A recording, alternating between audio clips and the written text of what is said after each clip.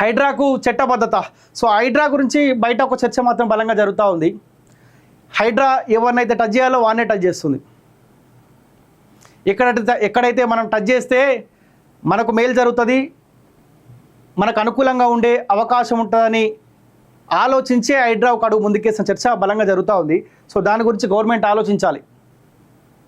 అల్టిమేట్గా ఏంది, పేదోడికి ఇబ్బంది లేకుండా హైడ్రా పని చేసుకుంటూ పోవాలి. కానీ అక్కడక్కడ పేదోడు కూడా ఇబ్బంది పడుతూ ఉన్నాడు.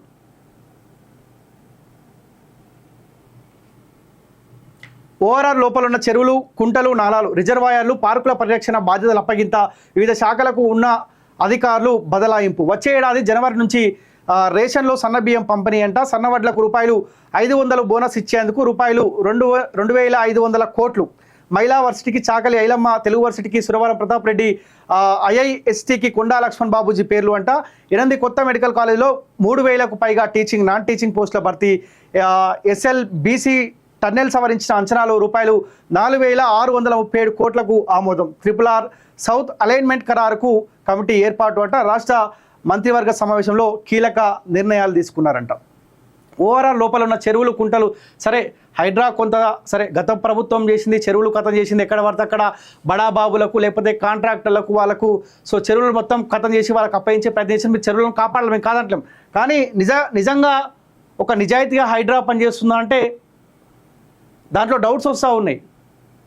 అరే చాలా సరే, ఈ మధ్యకాలంలో నేను గ్రౌండ్లో తిరగకపోవచ్చు, కానీ చాలామంది తెరపై తీసుకొని వస్తూ ఉన్నారు కదా. చాలా కంపెనీల పేరు ఆ చెరువును కథం చేసిరు, FTL పరిధిలో, బఫర్ జోన్ పరిధిలో చాలా మంది కట్టుకున్నారు అని చెప్తా ఉన్నారు కదా. ఎందుకు ఇంకా వీటిని టచ్ చేయలేకపోతా ఉన్నారు? ఏంటంటే ఇండైరెక్ట్గా సింపుల్ ఏమర్థమవుతా ఉందంటే, ఒక బడాబాబుని కనుక FTL ఆ బఫర్ జోన్ పరిధిలో ఎవడైతే ఆ కంపెనీలు కావచ్చు లేకపోతే పెద్ద పెద్ద బిల్డింగ్లు కట్టుకున్నారో, కొంతమందిని మనం బెదిరించే ప్రయత్నం చేస్తే మిగతా వాళ్ళంతా జాగ్రత్త పడి మన దగ్గరకు వచ్చే అవకాశం ఉంటుందన్న ఆ ఆలోచనలో భాగంగానే హైడ్రా పనిచేస్తున్న ఆ చర్చ బలంగా జరుగుతూ ఉంది. హైడ్రాకు చట్టబద్ధత కల్పించాలని రాష్ట్ర కేబినెట్ నిర్ణయం తీసుకుంది.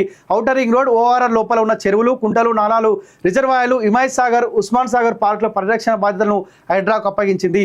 వాటి FTL బఫర్ జోన్లలో ఉన్న అక్రమ నిర్మాణాలను తొలగించేందుకు పూర్తి ఆధారాలను అప్పగించింది. ఈ క్రమంలో వివిధ శాఖలకు ఉన్న అధికారులు చట్టపరమైన హక్కులను హైడ్రాకు బదలాయించేందుకు ఆమోదం తెలిపింది.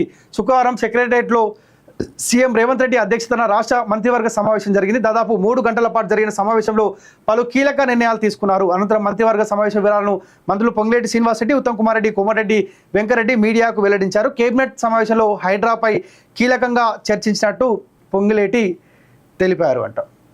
సో చూడాలి ఎంత మేరకు నిజాయితీగా ఏ బఫర్ జోను, FTL పరిధిలో అయితే అక్రమ కట్టడాలు కట్టిరో సో అన్నిటిని టచ్ చేసే ప్రయత్నం చేస్తారా, కొంతమందికి ఇటువంటి బెదిరింపులు ఇచ్చే ప్రయత్నం చేస్తారా, చూడాల్సిన అవసరం ఉన్నది.